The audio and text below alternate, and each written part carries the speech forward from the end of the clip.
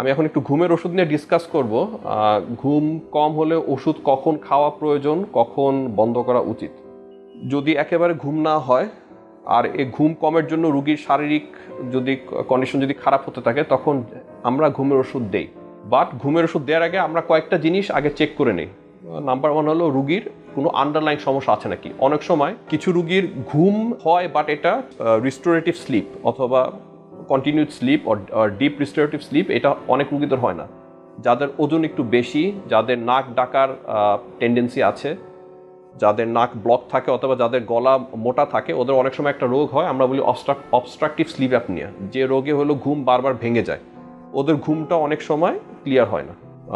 আরও কিছু রোগ আছে যেটা ঘুমের ওষুধ দিলে রুগীর সমস্যা হতে পারে, যেমন অবস্ট্রাকটিভ এয়ারওয়ে ডিজিজ।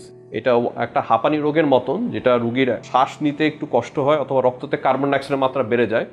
এসব রোগে আমরা ঘুমের ওষুধ আমরা চেষ্টা করি ঘুমের ওষুধ না দিতে। রাদার আমরা তখন অন্য আমাদের কিছু থেরাপি আছে, ওগুলো আমরা চেষ্টা করি ঘুমের কোয়ালিটিটা ইমপ্রুভ করার জন্য, যেমন ট্রিটমেন্ট অফ আন্ডারলাইং কজ, যে কারণে রুগীর কষ্ট হচ্ছে ওটা আগে কমিয়ে। আর ঘুমের রুগীর যদি এরকম আন্ডারলাইন যদি কোনো রোগ না থাকে, হ্যাঁ ঘুমের ওষুধ আমরা দিতে পারি, বাট আমরা চেষ্টা করি যে টানা যেন না দিতে। কারণ টানা ঘুমের ওষুধ দিলে একটা টাইমে ঘুমের ওষুধ কাজ করবে না, আর পেশেন্টেরও ঘুমের ওষুধের উপর একটা ডিপেন্ডেন্সি হয়ে যাবে।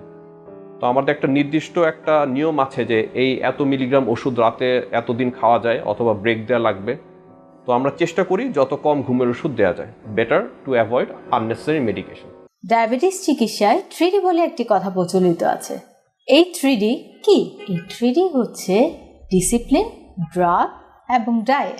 আপনি ডিসিপ্লিন লাইফ লিড করছেন, ড্রাগসও খাচ্ছেন, কিন্তু ডায়েট সেটি কেমন হবে? এই বিষয়ে সঠিক পরামর্শ দিতে পারবেন একজন পুষ্টিবিদ। তাই এই বিষয়ে সমন্বিত সেবা দিতে রয়েছে আমরা।